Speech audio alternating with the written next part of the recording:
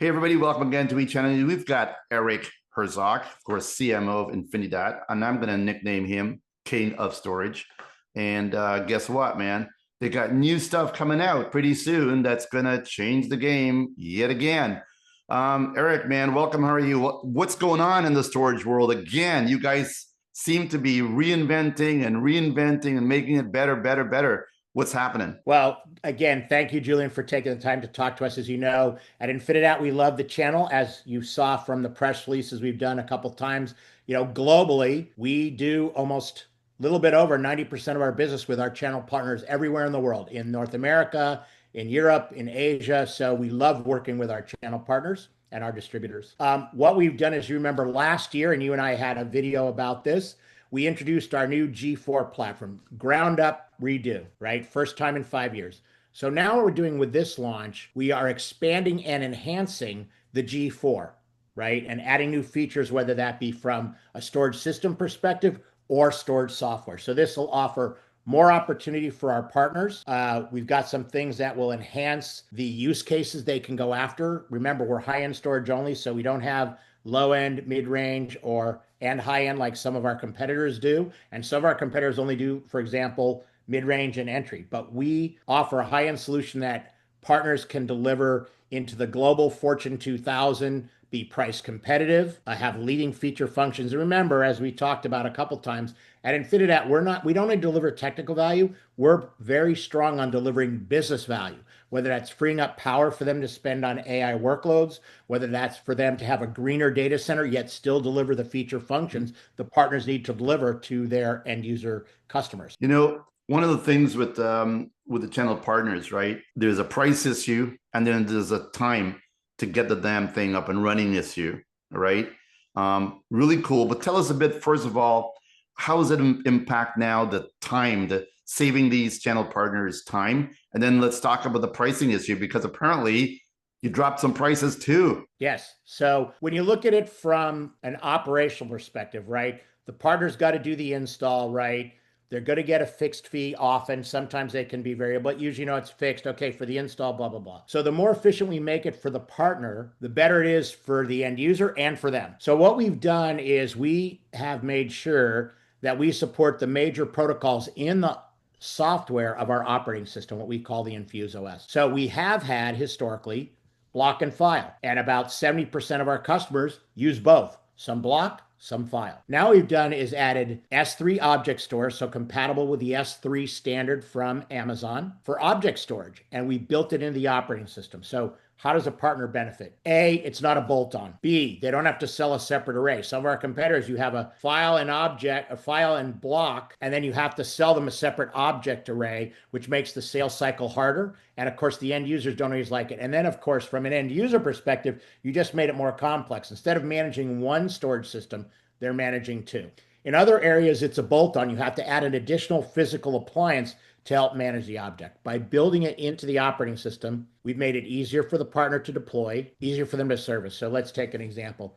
One of the things we're doing is introducing a denser, higher capacity system that's up to 33 petabyte effective in a single rack, almost doubling what we had prior to this announcement. That's great. You can take that and carve it up when you're configuring. The partner can configure for the end user as 11 petabytes of block, 11 petabytes of object, and 11 petabytes a file block, and object. And it doesn't need to be those numbers. You can configure it. The partner can configure it for their end user any way they want. But the point is, it's built in natively. They get the advantage, for example, of our cybersecurity. Doesn't matter what the protocol is, because the bad actors on a cyber attack, they attack whether it's file, block, or object. They're attacking the data, right, which sits on top of file, block, and object. So the fact that all three of these protocols can take advantage of our InfiniSafe, right, cybersecurity technology, that's great.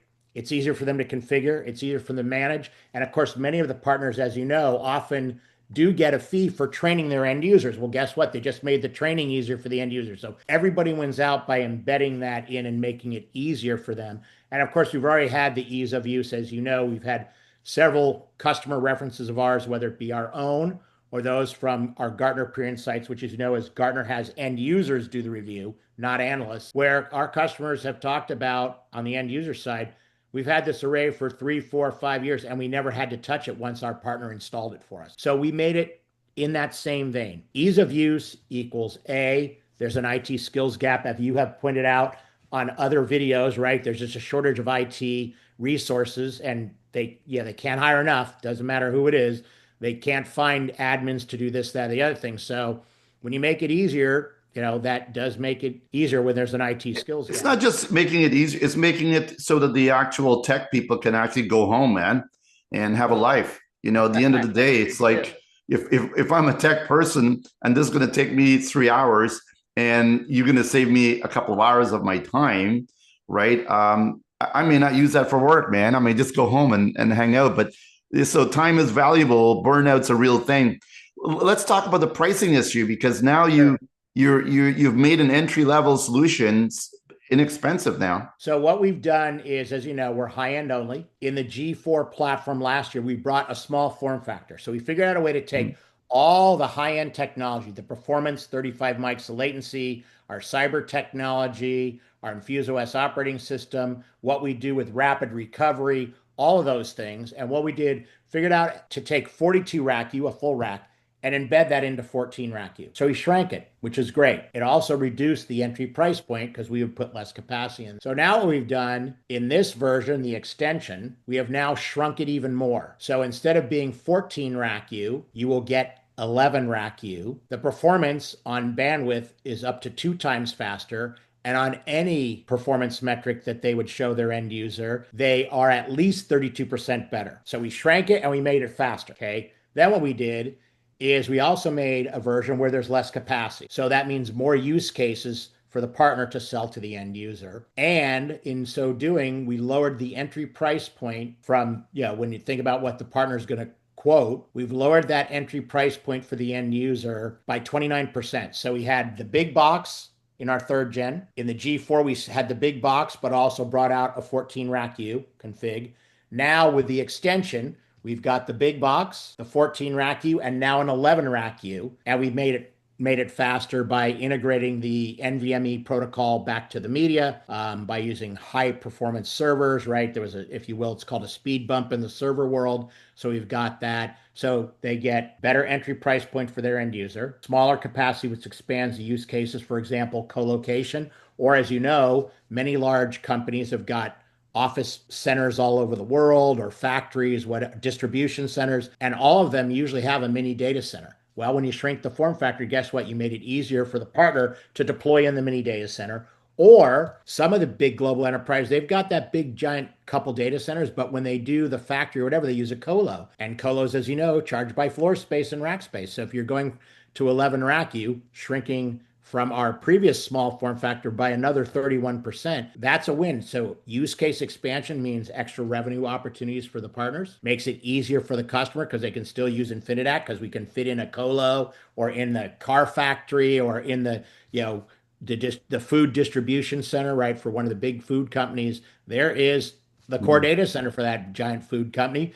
But guess what? If the core goes down, they need to ship the milk, they need to ship the bread, they need to ship the licorice. And guess what? They all have a little mini data center. And if the core goes down, they still ship, and then they synchronize it when the core comes back online. That's how it all works. So by having a smaller form factor, better use cases, even think about this. So the partner's selling to a guy with tons of data centers, but they walk in and go, Mr. End User, you see you have 3 racks that are only half full over there. I could stick storage in that exact rack because it's only 11 rack U. So you could put servers and storage in the same rack and not have to buy another rack. And then of course, the guy, even with his own data center, goes, ooh, brilliant idea. I like that. Let's fill up some of these racks with this, small form factor, yet very high-end, high-performance storage from Infinidat. So those are all expansion of use cases, which partners love. Lower price point, yet still the high-end feature sets is real business value, right? That the partner's giving to the end user. So it works out very well for everybody. You know what I love about the Infinidat and what you guys are doing there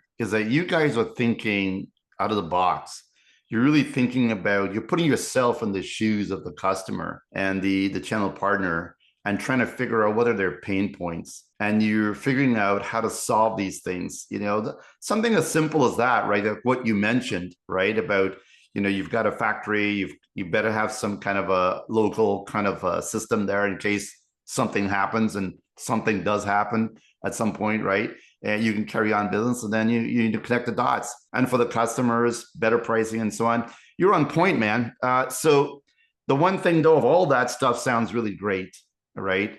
The one thing that I heard that your thing is able to do now is reduce the power consumption by like 6 times, 3 times. First of all, is that true, man? And what does it Sure. mean? So what we've done is some people think that being ecologically friendly costs more money. Poppycock, not true. We've proven with our G4 solution last year that we can be not only environmentally friendly, but economically friendly. We call it E squared.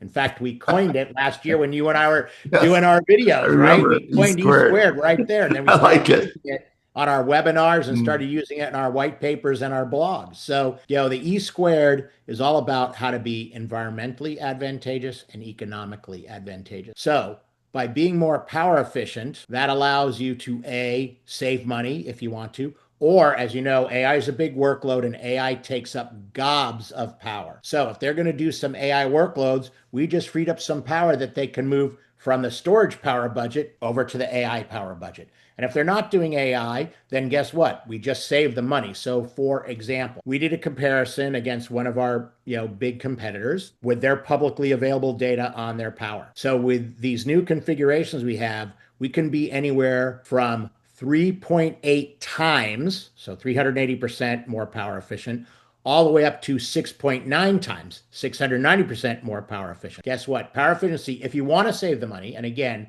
if you don't, you can use it for AI For workloads. But if you sure. want to save the money, you just got better power price efficiency. So the power cost efficiency, and power varies all over the world. We sell globally. We've talked about this before, right? The bulk of our customers are in Europe, in the EU, in the US, and in Japan. And even within the US and Canada alone, pricing varies by province. And of course, in the US, kind of by region, right? The Northeast, the Southeast, Yeah, the for sure. cost varies, right? So we have a power calculator right on our website. So they can go there, enter in the power, and see the better power efficiency. So depending on the configuration, you could get as much as a 71% with this launch. Better power cost efficiency. Now, by the way, you've been doing tons of articles and videos about AI. So I really do think, as you pointed out, everyone's going to spend money on AI. So I don't think they're really going to put the money to the bottom line. They can, and we're just pointing that out. But we think most people will take money they can save with our power efficiency and shove it at the budget they need for their AI workloads.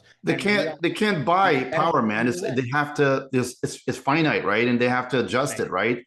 And anything that's going to reduce power consumption and allow people to kind of breathe, give some breathing room is going to be really big. Eric, man, you could have just made one of these announcements and made it like a really cool announcement, but you got like three, four, five things. It's like, stop, man. So you get the last word here, Eric. What do you Well, want all these channel partners to know about this announcement that's coming up for you guys and why this is important for them? so first of all, it's a way for them to offer additional use cases and expansion for a high-end solution that now can go into places where it never could have physically gone before. So that's a value to them. We're delivering better power efficiency, better entry price points, which of course give us both green IT, but also potentially cost savings or free up power budget to go to AI. And all the partners are selling AI. I would encourage our partners again to visit our partner portal. And of course, anytime there's an opportunity, please reach out to us. We have partner managers all over the world. You can visit us at www.infinidat.com. If there's partners who have a vendor who they're not happy with for their high end, we're the guys to reach out to. We've got some incredible technology, but not just technology. Again, in today's economy, up one day, down one day. Who's always involved? Not just the CIO, the CFO gets involved and says, I don't know, Mr. CIO, I don't think you should spend that money.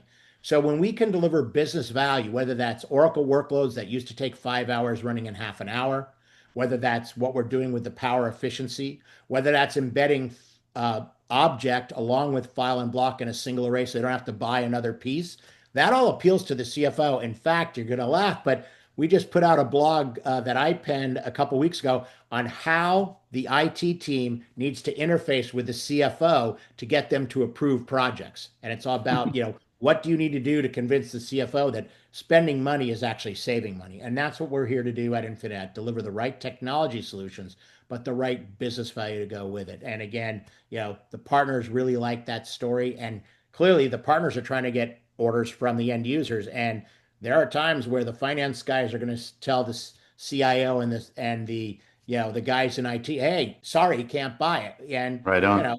we've got an 11-month ROI is documented by industry analyst IDC. So that's the kind of thing where the CFO says, wait, you're not talking a 2-year payback. Wait, you said if we buy this thing, we get a payback in 11 months. Okay, that I'll approve. When the economy is good, you know how it is. We've both Yeah, done this a for long time. sure. When the economy is good, the CFO will approve almost anything. Well, I'm going to put a link to that so people can get a bit of a flavor for this. This is why, Eric, I'm going to, crown you king of storage, Oh, well, thank right? you. Because what you're doing is very deep and very wide. And I'd encourage people to check it all out. And man, I tell you, if you have a question in storage or you're challenged with what's going on, Infinidat is doing some crazy stuff over there. So keep it the great work, man. It's like you guys have a secret thing, like you got the aliens and you got the spaceship and you're taking all that tech out, man. But keep up the great, smart work. Awesome stuff. Great. Cheerios Thank you. and visit their website. Cheers.